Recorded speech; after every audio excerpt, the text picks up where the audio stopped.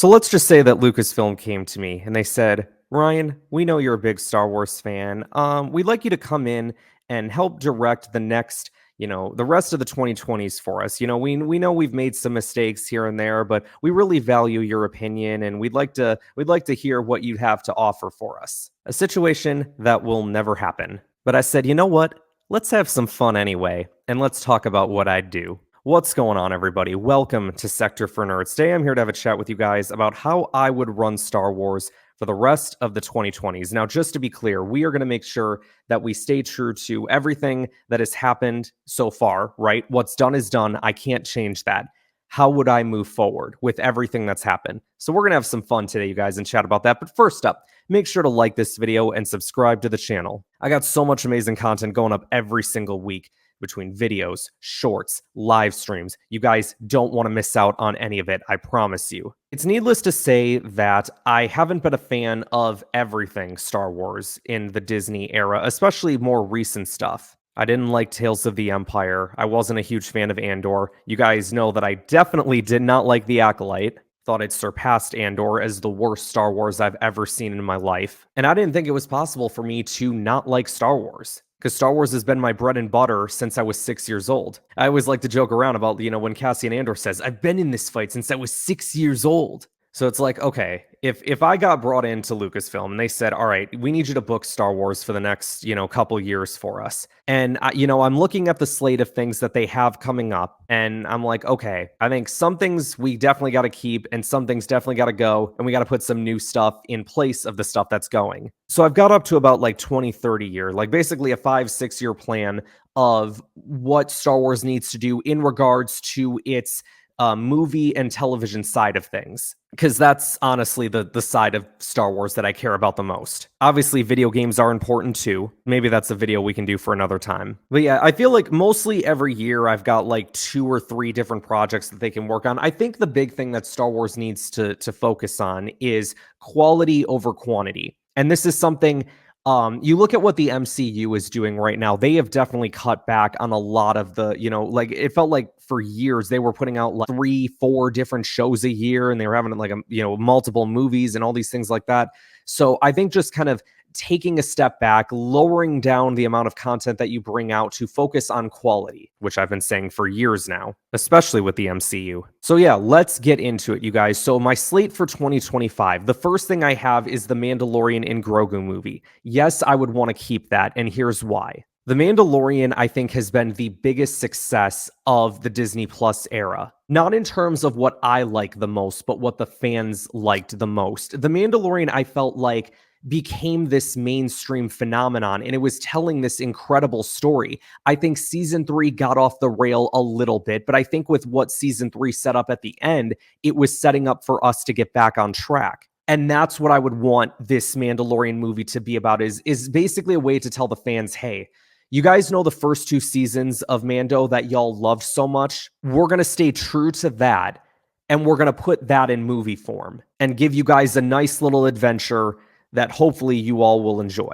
The next thing that I would have for 2025 in terms of Star Wars, and I can't believe that these words are about to come out of my mouth, Andor Season 2. But Ryan, I thought you hated Andor. Yeah, I may have hated it, but guess what? A lot of the people that watched it, the vast majority of people that watched it, especially, the people that were in my comments section, absolutely loved it. And you know what? I have a gut feeling that most of the time, a lot of the times, really, a lot of people at Lucasfilm don't really care about what Star Wars fans want. But you know what? I do. So you know what? For the sake of all the Andor fans that were out there, I will give you guys your season 2. I will give you the ending to the show that y'all adore so much and pee your pants over. See, I'm not a bad person. I'm a nice guy. I give the peoples what they want.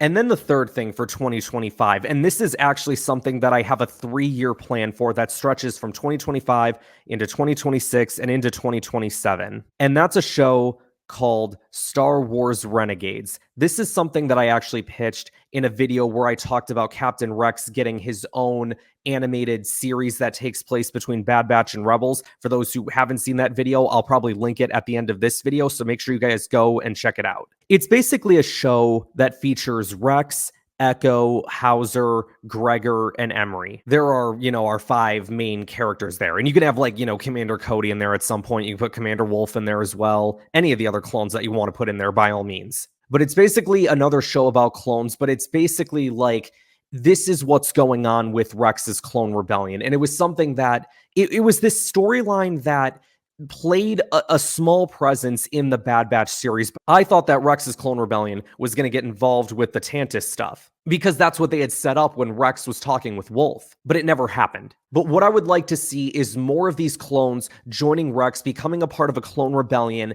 And man, I've got like so many different ideas that I would do for this show. And yes, I've dubbed it Star Wars Renegades, as it being a group of renegade clones on the run from the Empire, but also trying to fight back against the Empire as well. Ultimately not succeeding, of course. But you've got so much more room to tackle in terms of years of stories that you can tell between Revenge of the Sith and A New Hope. Just between Bad Batch and Rebels, there's still like almost 10 years. So in terms of like the animated side of things, that's what I would be putting my focus on, is that show. And listen, in my slate of things, and I thought about this as well, I think the Tales of stuff has to go for a little bit, because I think Tales of the Empire left such a bad taste in my mouth. When they announced Tales of the Empire, I was super excited because I'm like, oh, Tales of the Jedi, it was so good. Like, oh, this was amazing stuff. This is going to be a great show. And you've got Barriss in here. Like, we're going to finally tell the story of Barriss after, 10 years of not seeing anything with her. This is going to be great. And then it sucked.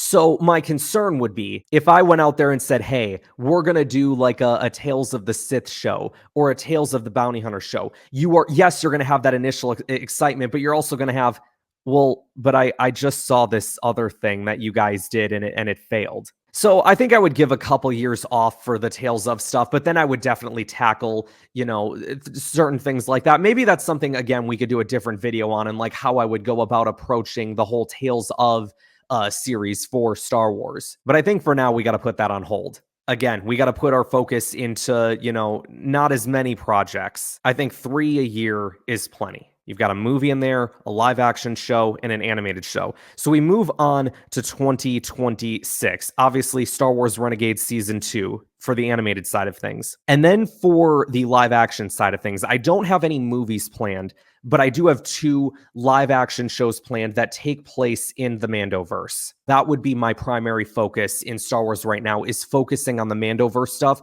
because I think of everything that they're doing in Star Wars right now, I think that's where there is the most intrigue. We would definitely be moving away from the garbage known as the Acolyte, and there will not be an Acolyte Season 2 planned. That if I was at Lucasfilm and someone handed me a script for Acolyte Season 2, I would take it. I would also bring a couple of matches and light the script on fire. No, Leslie Headland, we will no longer need you in Star Wars. But you know what I think is needed? The Book of Boba Fett Season 2. And I can already see people rolling their eyes at me and thinking, oh, dude, this guy doesn't know what he's talking about for Star Wars. Let me finish. First of all, I didn't mind the Book of Boba Fett. Do I think it was the greatest thing ever? Absolutely not. But if we're going to do a Book of Boba Fett Season 2, the biggest condition of that is that The Mandalorian is nowhere near the show.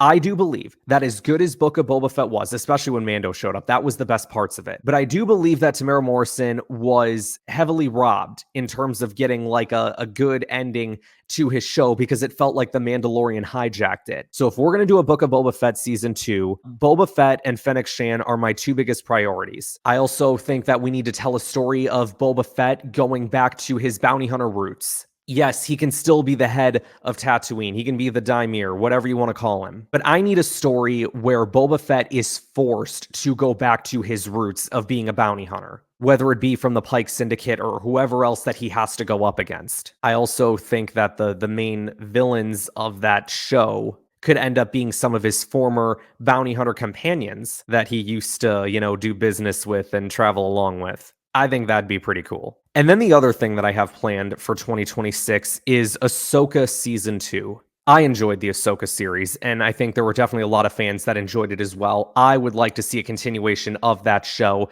especially because I think it is going to play a big factor in the movie that they've been planning for a little bit, like this crossover movie that I may or may not be keeping. I think Thrawn's presence would be down a little bit because I would probably still have Ahsoka and Sabine trying to figure out how to get back to the the known galaxy that we all know. But I think there's some interesting stuff you can do in there as well with, Baylan Skull and Shin Hati. I want to see more from them. I want to see whatever the heck this Mortis stuff is that they got going on. If it is a setup to Abeloth or whatever else that is going to go on, I want to see that go down.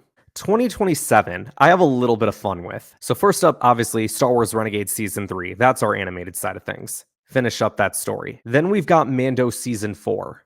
And this is where, like, everything is about to come together for our big movie finale that we're doing. This is going to be like the culmination of everything, right? This movie. So Mando Season 4 really sets everything up. Maybe we get to a point too where like Mando gets to meet, someone like Harrison Dula or Ezra Bridger, or if I've got Ahsoka and Sabine back in the known galaxy by then, maybe we got them reuniting as well. But all to set up this movie that we're going to be doing. It's been 2 years since we've done a Star Wars movie, right? The last one that we would have done is the Mando and Grogu. 2026, we would have had nothing.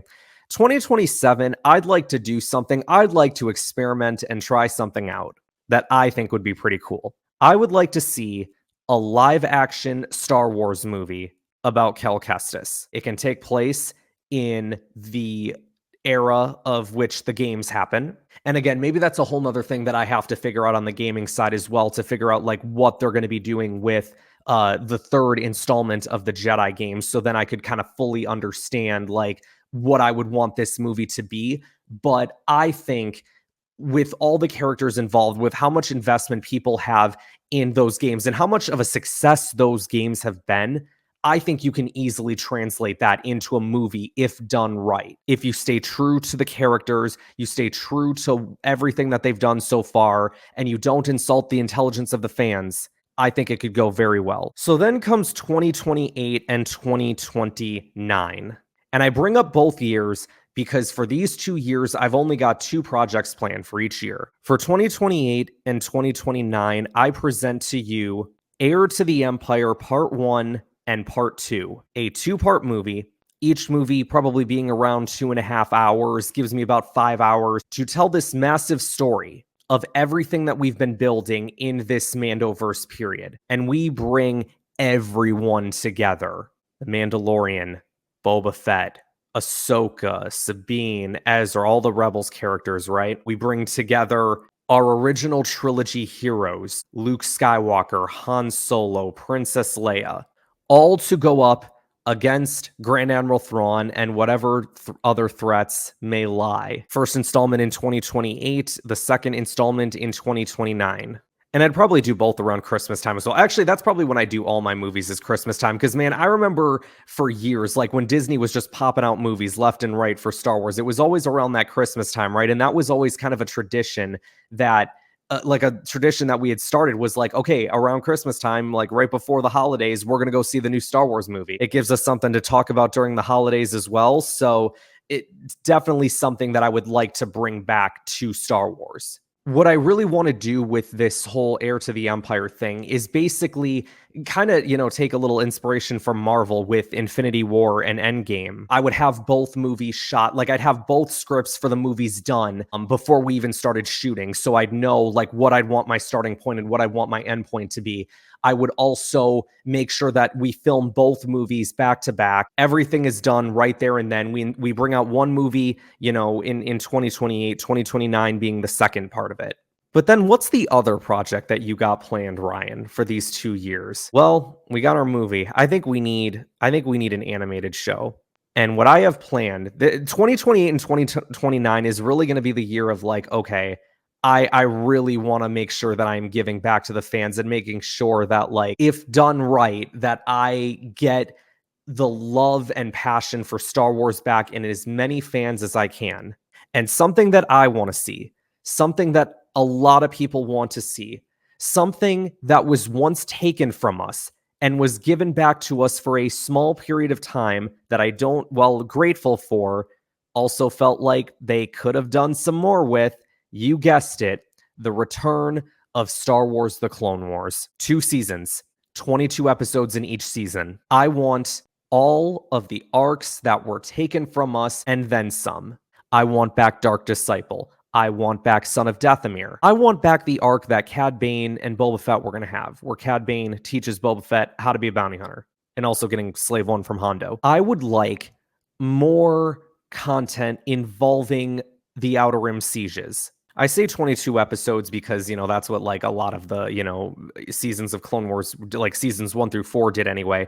But I mean, look, if we got more stories, like if they went down and they said, hey, Ryan, can we like add 4 more episodes to this? We got like this really cool arc planned. And I'd look at it, and if I liked it, I'd be like, okay, cool. Yeah, no, let's do it. Let's extend it. That's one of the cool things, right, about doing TV now is like a lot of it, because it's going to be going on Disney Plus, because we have that platform that we're not necessarily obligated to the other cool thing, right, would be like extended episode lengths. We're not, adhering to the 22-minute time period. Now, if that's what a story calls for, then of course, but if we have to go a little bit longer or a little bit shorter, that's what we can do. And yeah, we don't have to necessarily obligate to like, oh, we have to promise, I guess we kind of do have to. I'm sure there's probably like obligations in there of like, oh, you have to tell Disney Plus like, oh, we're, releasing this many episodes or whatever. But again, like I'm open to it. And I bring back everybody that worked on the Clone Wars before, as many of them as I can get. And I want everything that was taken from us back, and then some. Yeah, that would be the culmination of everything that I'm doing. And then, maybe a future video I could do is like how I would book Star Wars in the 2030s. That is where I would transition and stop doing stuff in the Skywalker saga time period. At that point, with the Mandoverse wrapped up, with me getting all my seasons of Clone Wars back, and then some, I think that I will have done everything that I needed to do in that time period. So I think it'd be time that we go back and back and back, as far back as we can go to, I don't know, maybe the time of the Old Republic. But that's maybe another video for another time. Thank you guys so much for checking out this video. Let me know in the comments below what you guys think of my ideas for the booking Star Wars for the rest of the 2020s. Do you agree with me? Do you disagree with me? If you guys were running Star Wars for the next 5 years or whatever, what would you guys do? And don't just be like, oh, burn everything to the ground and like sell it out of Disney. Like, let's try and be a little bit more realistic, okay? So yeah, thank you guys so much for checking out this video. Be sure to like this video, subscribe to the channel, share this video with others to help support the channel, and I will see you guys next time.